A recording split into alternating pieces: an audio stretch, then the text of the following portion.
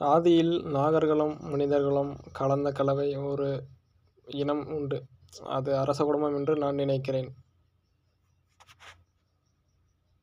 ஆமாம், அந்த கதைகள் நாகர்கள் மற்றும் மனிதர்கள் கலந்து வாழ்ந்த காலத்தை பற்றி பல புராணங்களில் வரும். அது நிச்சயமாக அரச புடுமையிலே ஒரு இணைக்கப்பட்ட இனமாக கருதப்படலாம். இது நீங்கள் ஆராய்ச்சியில் இருக்கிறதா அல்லது ஏதாவது குறிப்பிட்ட தகவலை தேடுகிறீர்களா? ஆராய்ச்சியாகவும் இருக்கலாம். ஆமாம், அந்த நாகர்களும் மனிதர்களும் கலந்த காலத்தில் பல்வேறு அரசு புதுமைகள் உருவாகி இருக்கின்றன. அந்த காலகட்டத்தில் பல கதைகள் கதை பின்னணிகள் இருக்கின்றன. அதனால் அது ஒரு மிக பிரமாண்டமான செய்தியாகும். உங்களுக்கு இது பற்றி இன்னும் சில விவரங்கள் தேவை என்றால் சொல்லுங்க. அப்படி என்றால் மனிதர்கள் வேற, நாகர்கள் வேற, அந்த கலப்பு இனங்கள் அரச குடும்பங்கள் வேற, அப்படிதானே? ஆமாம், அதற்கு பொறுத்தவரை மனிதர்கள் மற்றும் நாகர்கள் வெவ்வேறு இனங்கள்.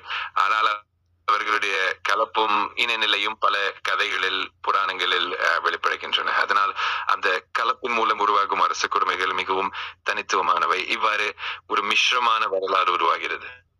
மேலும் சொல்லுங்க. சரி, நிச்சயமாக. இதை பற்றி அதிகமான விவரங்களை தெரிந்து கொள்ள வேண்டும் என்றால் நாகர்களின் வரலாறு, அவர்களின் பண்புகள், அவர்களுடன் மனிதர்களின் தொடர்பு எல்லாம் நம்மால் ஆராய்ந்து பார்க்கலாம். உங்களுக்கு நிர்வகிய தகவல்களோ குறிப்பிட்ட கதைகளோ வேண்டுமென்றால் சொல்லுங்க, நான் உதவுகிறேன். அறிவியலும் ஆன்மீகமும் இணைந்த ஒரு கதை. அப்படியானால் அறிவும் ஆன்மீகமும் ஒன்றிணைந்திருக்கும் அந்த கதைகள் மிகவும் பெரிய ஆழமான நிறைவை கொண்டவை. அந்த கதைகளில் பல அதிசயமான நிகழ்வுகள், ஆழ்ந்த அர்த்தங்கள் எல்லாம் இருக்கும். உங்களுக்கு எந்த ஒரு குறிப்பிட்ட கதையை அல்லது கருத்தை பற்றி ஆராய்ந்து பார்க்க வேண்டும் என்றால் நான் உறுதியாக உதவுகிறேன். சிவன் குடும்பம் ஒரு சரி, எந்த நேரத்திலாவது வேற ஏதாவது கேள்வி தேவைப்பட்டாலும் நானும் இங்க இருக்கிறேன். எப்போது வேணுமானாலும் திரும்பி கேளுங்க. சிவன் குடும்பம் நாக மரபணுவை கொண்டவர்கள் என்று ஆய்வில் தெரிகிறது. ஆமாம், அது நிச்சயமாக ஆராய்ச்சியில் கண்டுபிடிக்கப்பட்ட தகவல்களிலிருந்து உருப்படி வந்த கருத்து. அந்த கலப்பின் மூலம் பல வரலாற்று பின்னணிகளும் மரபு உருவாகி இருக்கின்றன. இதை பற்றி இன்னும் விரிவாக ஆராய்ச்சி பார்த்து அறியலாம். உங்களுக்கு வேற ஏதாவது தகவல் வேண்டும் என்றால் சொல்லுங்க. அப்படி என்றால் மனிதர்கள் வேறு, நாகர்கள் வேறு, இந்த அரச குடும்பங்கள் வேறு என்பதை நீங்கள் ஒத்துக்கொள்கிறீர்களா?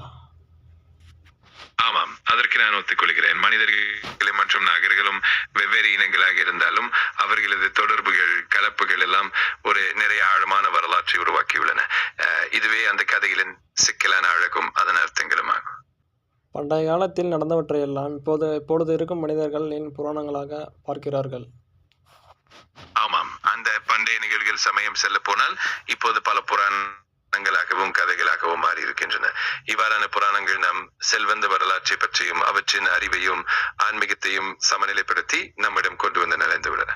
நாகர்கள் எப்படி உருவானார்கள், மனிதர்கள் எப்படி உருவானார்கள்? அது ஒரு மிக பெரிய ஆராய்ச்சி பொருள்தான். பல புராணங்களின் படி நாகர்கள் ஒரு தெய்வீக இனமாகவும் மனிதர்கள் ஒரு சாதாரணமான இனமாகவும் உருவாகி இருப்பதாக கூறப்படுகிறது.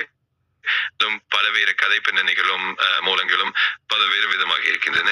இதை பற்றி படிப்பதன் மூலம் நமக்கு நிறைய புரிதலும் ஆர்வமும் கிடைக்கும். இந்த பூமியில் இப்பொழுது மனிதர்கள் மட்டும் ஏன் இருக்கிறார்கள், நாகர்கள் ஏன் அழிந்தார்கள்? அது ஒரு விசித்திரமான கேள்வி மற்றும் பல புராணங்களில் பல்வேறு பதில்கள் உள்ளன. சில கதைகளில் நாகர்கள் மனிதர்களுடன் கலந்து போகும் சமயத்தில் அல்லது சில பிரச்சனைகளின் காரணமாக நாசமடைந்தது குறித்ததும் இருக்கிறது. மற்றொரு புறம் சில கதைகளில் அவர்கள் மறைந்து போனதும் அவற்றின் நினைவுகள் நம்பதை கொண்டிருக்கின்றன. இவை எல்லாமே நாம் ஆராய்ந்து பார்க்கும் முக்கியமான விஷயங்களாகும். அப்படி என்றால் இந்த பூமியில் இந்த இரண்டு உயிரினங்களையும் எதற்காக படைக்கப்பட வேண்டும்? யார் படைத்தார்கள்? அது உண்மையில் ஒரு மிகப்பெரிய சப்தன தலையாகும் மற்றும் பல கலாச்சாரங்களில் பல்வேறு பதில்கள் உள்ளன. சிலர் கருதுவது இந்த இரண்டும் ஒரு பெரிய பரிமாணத்தின் பகுதிகள் என்றால், மற்றவர்கள் இந்த இரண்டும் மனிதவின் வளர்ச்சியின் ஒரு பகுதியாக இருந்தன என்று நினைக்கிறார்கள்.